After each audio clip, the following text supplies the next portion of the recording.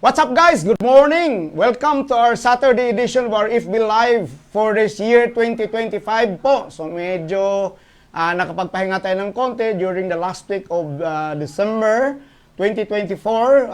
Bali 3 weeks po na hindi tayo nakapag-live kaagad. And then on the first week of January, medyo 3 linggo po o 3 Saturdays na wala po tayong lives.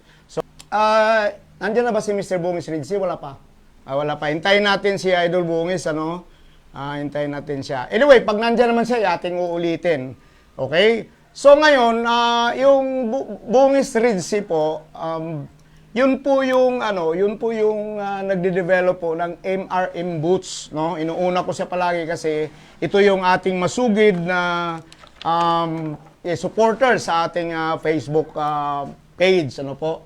So, mayroon silang dinidevelop or matagal na sa kanila to eh. MRM Boots, years na to na ginagawa. Kaya lang, nauso dito ngayon yung mga Facebook presentation. So, mas makabubuti na idaan nila dito and marami na pong taong naniniwala at gumagamit sa kasalukuyan ito at gumagawa po to ng pangalan. No? Ito po sa Facebook po, ayan po, Bungis Ridzi po ang tandaan ninyong Facebook page, ano po. Yan. Ngayon, uulitin ko na lang to pag nandiyan na si Mr. Ridzi. Monitor mo, baka nandiyan na siya. Wala pa siya. Wala pa. Okay? So, ang ginagamit po nila na leather boot, no? Kung tawagin nga po ay letter M, letter R, letter M, so MRM, no? Hindi ko lang alam kung ano ang mga meaning ng mga ng mga letters na yan. But anyway, para lang po sa kaalaman lahat, ito po yung Bungis or MRM Boots. Ito po.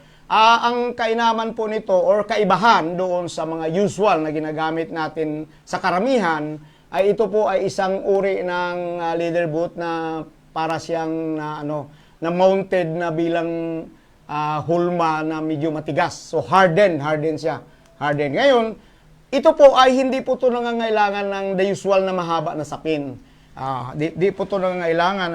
Ang sapin na ginagamit po dito ay actually sa kanila mga 8 lang o 8 inches lang po ang sapin kasi ito po ay sobrang maganda na siya in terms of yung assumption ng pressures, no? Yung pressure ng tali ng tari, sapat na po siya na mag-absorb, no? Yung absorption ability niya doon sa tali. So, pag kinabit po ito, ganito po ang itsura niyan. Ayan po. Ganyan po ang itsura. Ayan. So, makikita po ninyo. Ngayon, kasi ganito lang naman ang akin.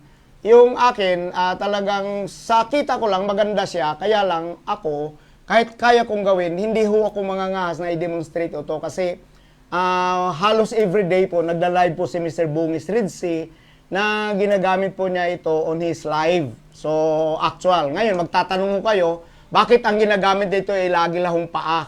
Kasi po, maliwanag po, sa panahon ngayon, hindi na po natin kailangan ng katawan ng manok. No, magsanay na po kayo. Hindi rin po natin kailangan ng mga tuhod-tuhod ng manok. Hindi na natin kailangan yan. Kasi dati, marami mga illusions dyan eh. Marami mga beliefs na kailangan sa tuhod, magsusukat sa tuhod, gaano kalayo sa tuhod. Hindi na po. Kasi sa panahon ngayon po, number one is develop na masyado ang mga stationed ng manok, yung kanilang leg conditions, no, yung body formations, yung kanyang leg conditions, yung mga paa, maganda na po ang mga ng manok ngayon because of a breeding expertise ng halo na yung mga pagkain. So wala na yung mga dispalinghado masyado na manok. But at any rate, kung mayroon man po yan, ay atin pong pag-aaralan po yan. But gusto ko na sa inyong sabihin direkta ulitin ko lang po. Ito pong pagdi-demonstrate natin na puro paa, ito po yung nangangahulugan na sa panahon ngayon, hindi na po natin kailangan po ng paa. Hindi na po natin kailangan yung katawan ng manok. At pag kayo natutong magtari, wag ho kayong mangahas na hihimasin nyo yung manok lang tinatarian po ninyo. Tapos palakad-lakarin, huwag po yung gagawin yun. Pag binigay sa atin, our only property is yung paa ng manok. Yun lang po sa inyo. Ngayon, it's up to you kung anong gagawin mo sa paa. Kasi tayo po ay responsible gaffer. Magtatari lang po tayo. Hindi po yan noong unang panahon, may mga interview pa, tapos himasin yung katawan ng manok, titingnan kung piki, sakang, kung ano-ano mga tinitingnan. Sa panahon ngayon po, wala na po yan. Hindi, so ganito. Oh, Mr. Bungis Red Sea, nahuli ka lang. Ito, andyan si Mr. Bungis, ha? Tinan mo mabuti kung nandyan siya. Ito, sir, yung pinopromote ko, katatapos ko lang po. Mr. Bungis Red Sea, nabura ko na po. Bungis Red Sea MRM bots. Ngayon, hindi ko po ito pangangasan na i-demonstrate po sa inyo. Kaya kong gayahin, kaya lang si Mr. Bungis Red Sea in himself is doing the actual demonstrations halos every tuwing hapon, tuwing gabi, makikita po niya. So, what will you do is just to follow him first. Follow niyo muna siya kasi siyempre magpa-pop up sa inyo yan, makikita niyo yan. Ngayon, yung kanyang matagal na kasi nila itong personalized na ginagamit. Ngayon lang, nauso ang Facebook. So, ilang pinopromote na nila ngayon sa iba-ibang tao. At nakita ko, walang kapani-pani, hindi kayo maghihinayang mag-promote, in my case, kasi talagang nananalo at pwede nating ipagmamalaki. Okay po? So, itong ginagawa niyang leader boot ay medyo hardened. Matigas siya. So, what does it mean? Hindi ito kailangan ng mahabang sapin. Ang sapin niya nito sa pagkarinig ko ay mga 8 inches lang po. Anyway, Bungis Red Sea on Facebook. Yun pong itingnan nyo po, sir, pag kinabit sa paa. Diba? Napakaganda tingnan. Makita ba dyan? Makita? Ayan, So, from the good invention of Mr. Bungis Red Sea, I would say, no? Bungis Red Sea on Facebook. Bungis, B-O-N-G-I-S, Red Sea, R-A-D-S-E-A. So, Bungis Red Sea on Facebook po. So, yan po yung siyang author nitong MRM Boots. So, ngayon, nakikita nyo, napaka-hapsay kung sa Bisaya pa, no? Napakalinis yung tingnan. At saka kapit na kapit kasi hindi nga ito nangangailangan ng mahabang sapin na may tendency pa pag nagkamali kayo, may dulas. So, Mr. Bungis Red Sea. Ngayon, mamaya, pagkatapos ng Facebook po, kailangan, pagka-live natin, tingnan nyo, Facebook Live, tingnan nyo po to. Ayan, tingnan mo, ganda tingnan, Maganda siya tingnan. Ayan, ganda, no? Paswak na swak ito. Lalo na yung mga hindi ko siya sigurado kung pwede, pero yung mga kasi lalawak ng isip nyo. Pero you are using this leader boot, hindi iba. Yung mga gumagamit ng Mexican, kasi yung sinasabing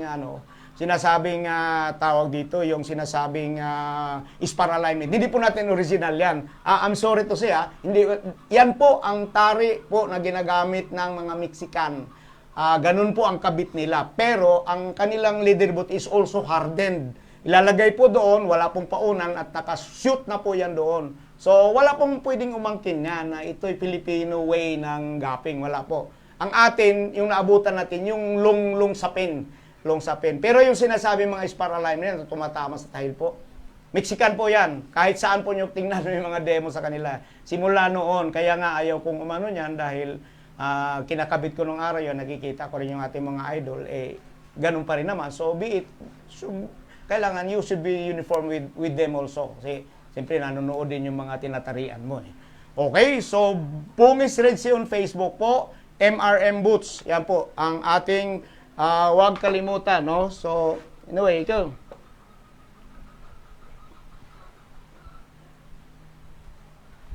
Okay, MRM. Bungis Red Sea.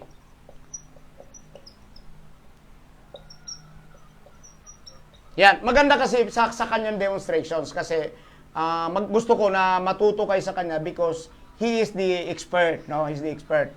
Kaya natin yan. Kaya lang, siyempre, tulad natin sinasabi, Idol Bungis, sabi ko, makikita nyo si Mr. Bungis Red Sea, walang katawan ng manok kasi hindi na kailangan ng katawan ng manok sa pagtataring ito. O kahit yung mga modern times, hindi na po natin hihimasin ang katawan ng manok, titingnan natin kung saan nakalagay ang nakaukit ang puwit. Hindi na po ganun, wala na pong ganun. Basta binigay sa yung paa, that's it. It's your property. Do it, no? Do it. Kung gwaper ka, mag-gap ka lang.